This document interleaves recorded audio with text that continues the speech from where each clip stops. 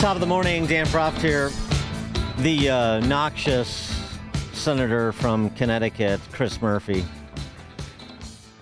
announced over the weekend, I'm prepared to support a bad deal to end the Iran war. Trump has lost this war. I mean, it's a headline that he wants. It's a position that they seek to help make come true for the purpose of political expediency, but it's rather despicable to be rooting against your country, one might say. I think that's fair. Leading with surrender, the left. It's almost like leading from behind in a bygone era. Trump has lost the war. I'm prepared to support a bad deal. It's interesting because, of course, Trump is accentuating the positive and saying, look, we're watching Iran with its huge inflation. They have no money. They're in very bad shape. They're unable to pay their troops. Scott Bessent is turning the screws tighter every day with economic fury. The blockade is a steel wall. And yet there are contraindicating headlines like Gulf states are accepting a new normal of Iran's control of the Strait. And then, as we discussed a bit yesterday, the Iranian foreign minister, which, of course, nothing he says can be taken at face value. But what he did say is that there's apparent proximity to a deal coming into focus to provide at least a temporary expanded opening of the strait, the Iran-Oman corridor. Is that an off-ramp President Trump can take? What would that look like? If Iran is in the shape that is being described by the administration, then perhaps additional patience is required. If there is not the political willpower / political support, that's the assessment, to escalate and finish the job, to use another phrase that is being thrown around routinely. Well, that's sort of the framework for our discussion with Andrew Latham, who joins us now, Senior Washington Fellow at the Institute for Peace and Diplomacy and a professor of international relations and political theory at Macalester College in St. Paul, Minnesota. Professor Latham, thanks for joining us. Appreciate it. Oh, my pleasure. Has Trump lost the war? Is Chris Murphy right that we should just accept a bad deal? But more or less just saying, whatever Iran is willing to give us, is that really a posture that, forget the politics of it, is in the national security interest of this country, is rational? Well, the underlying national security interest is free transit through the Strait of Hormuz and other choke points, both in the region and beyond. And surrendering to Iran at this point would severely undermine, compromise that key American national interest. The question really on the table now is how to maximize freedom of passage through that strait. The war, from an American perspective, hasn't gone terribly well in the short to medium term. So now we have to focus on the longer term. And this is now a matter of endurance. Who can stay in the fight longer? Iran, with all its economic and internal political difficulties and tensions, or the United States, with its very different but nevertheless pressing domestic political pressures. The upcoming midterms complicate the picture enormously on the American side, and we don't have a very clear picture of what's going on the Iranian side, but it's going to be last man standing wins this. It remains to be seen who will be left standing. Well, the price of oil has stayed around $80 a barrel, in part due to reportedly 8 million barrels a day the U.S. is getting out of the strait. So if there is the ability to maintain that sort of price stability, I mean, it's not where anybody wants gas prices, but if the ability is there to maintain that sort of status, and if the Trump administration's description of Iran's current financial condition is correct, doesn't it suggest that at minimum more patience is the order of the day? Yes, I mean, this endurance boils down to patience, political patience on both sides, who can last the longest. And it's not just economic troubles that are plaguing Iran. There's real severe political tensions. Just before this war broke out, of course, there were a mass movement to end the regime in Iran. That seems to have gone away during this crackdown during this war. But yes, it's a matter of who can last longest. The Trump administration is betting that the U.S. can outlast the Iranians in this. And that, I'm afraid, remains to be seen. That regime in Tehran is not subject to the kind of electoral pressures or media pressures that the Trump administration and the Republican Party is subject to. So, all that being said, something else that probably needs to be addressed is the alternatives to shipping oil and gas through Hormuz, the various pipelines that are being built, that have already been built and are being proposed that would ship oil from the region, not through the Strait of Hormuz, but more directly to the Mediterranean or to the Red Sea. So that further complicates this. Those are very long-term projects. That's not going to happen tomorrow. Right. But perhaps they, at least in part, remove the leverage that Tehran has around the Strait of Hormuz. What of this near deal that Aragachi was referencing over the weekend?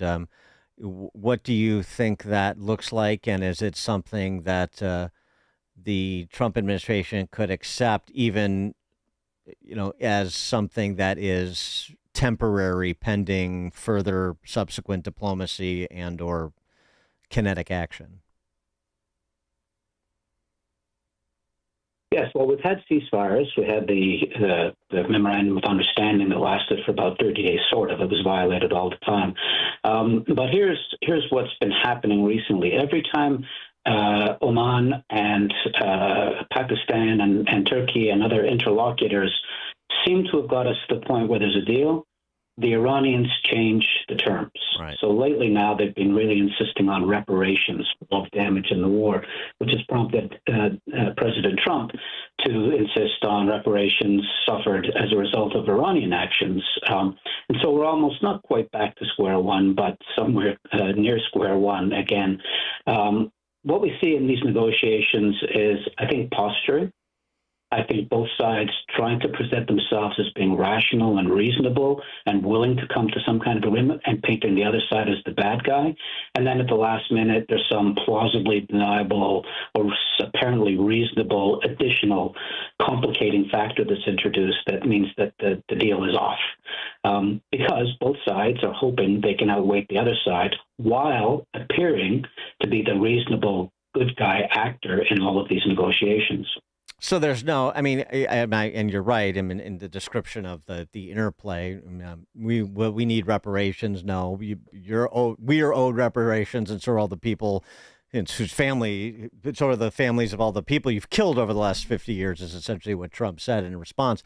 So, point is to say that all of this is really political theater. This is not going anywhere. We shouldn't expect it to go anywhere because, well, in part, you don't have a good faith actor on the other side. There's no deal to be made with the Iranians, no real deal to be made, even on a temporary basis with respect to commerce. They would rather suffer through this waiting game with the naval blockade than provide any sort of even temporary middle way. I think that's right. And this is a function of the power dynamics in Tehran. Not too long ago, the IRGC, who are the more extremist faction, were in competition with more reasonable, moderate factions outside the military and on the political side, rather. But that seems to have changed in recent weeks, and the IRGC seems to have consolidated its control, which means the extremists, the maximalists, are in power now in Tehran, and they're not inclined to do any deal that falls short of Iran's control over the Strait of Hormuz. As a revenue-generating mechanism, they can charge tolls. As a geopolitical mechanism, it gives them leverage over most of the rest of the world, including America's friends and allies in the region. And then for domestic political reasons, it makes them look like they are doing the work of the Almighty, as it were, and prevailing against the great Satan. So all of that means that, no, I really don't think that Tehran is serious about negotiations unless it gets everything it wants, in which case, of course, it will sign on the bottom line.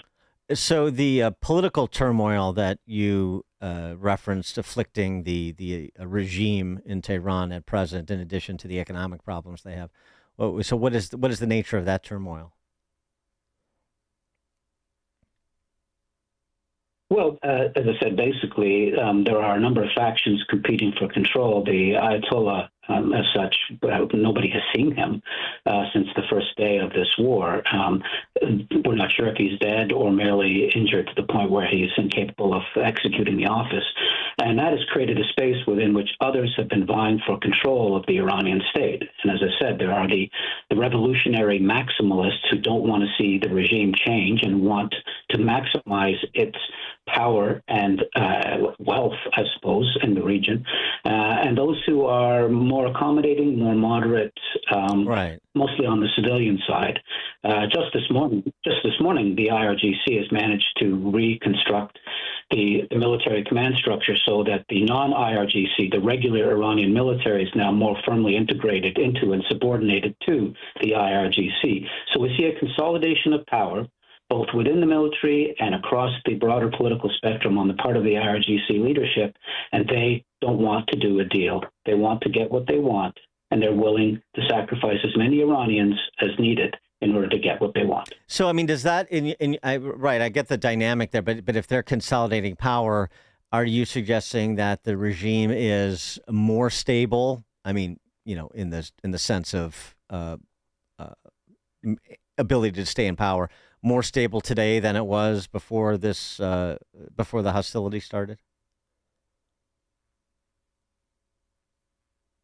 From the outside looking in, I'd have to say yes. I'm not sure stable is quite the right word, but certainly it's consolidated its power. Let's maybe put it that way. Yeah. In a way that wasn't the case in the run-up to this war, when there were mass protests in the street, and it looked like the regime was going to collapse. And I think this administration might have hoped initially that with the additional prod of a few American bombs landing here and there, that in fact the regime would collapse. But quite the opposite has happened. Having said that, it is the very nature of this kind of politics that things can appear to be stable, to use that word, and appear to be stable, and then the wheels come off. All right, things can change. Things can turn on a dime, as it were. Things can change very quickly. But right now, it looks as if the IRGC, the maximalists, the extremists, have really consolidated control.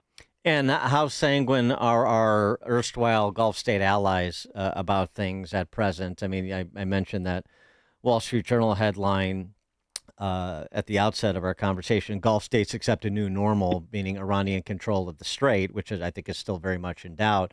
But are our Gulf state allies getting shaky with respect to the way the Trump administration is prosecuting the campaign?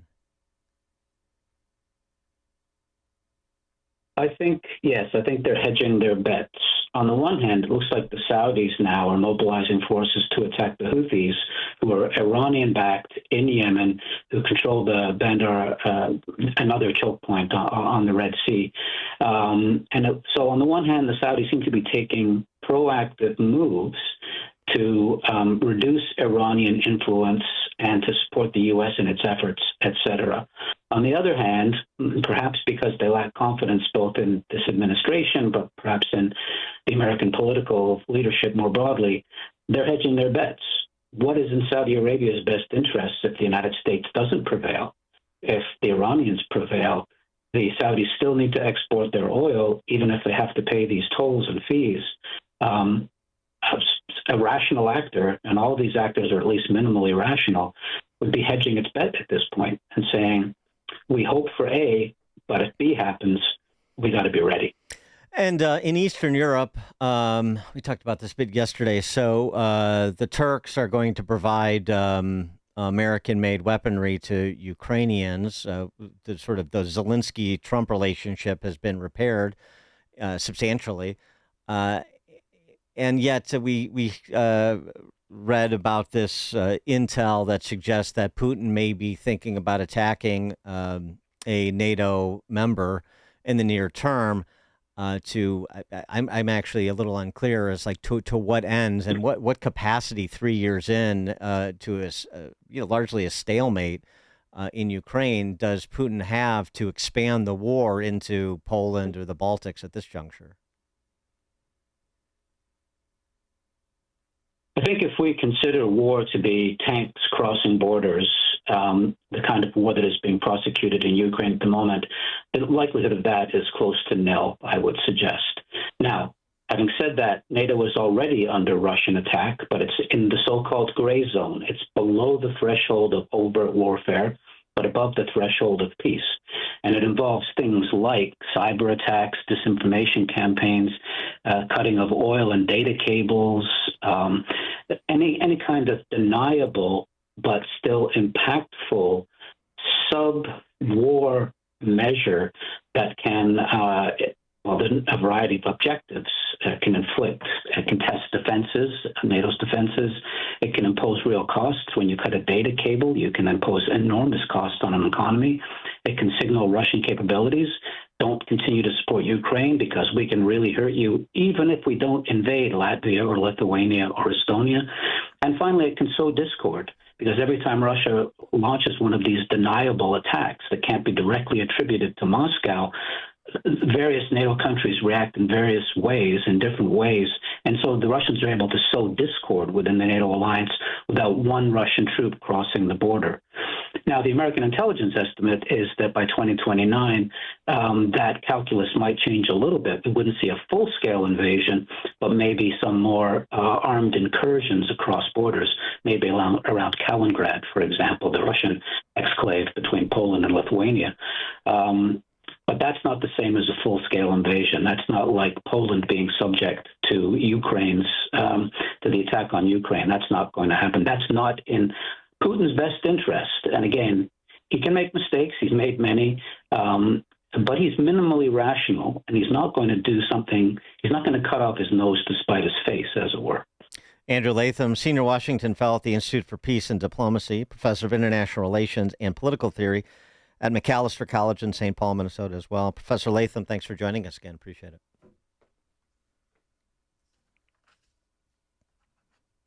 And he joined us on the elfwealthgroup.com answer line. This is the morning show more Chicago radio listeners are choosing. This is Chicago's Morning Answer on AM 560. The Answer. You've worked hard for everything you have. Your home, your investments, your real estate. When you're gone, someone has to manage it. Choosing the right trustee or executor is one of the most important decisions you'll make. We kept putting it off. We figured our oldest would handle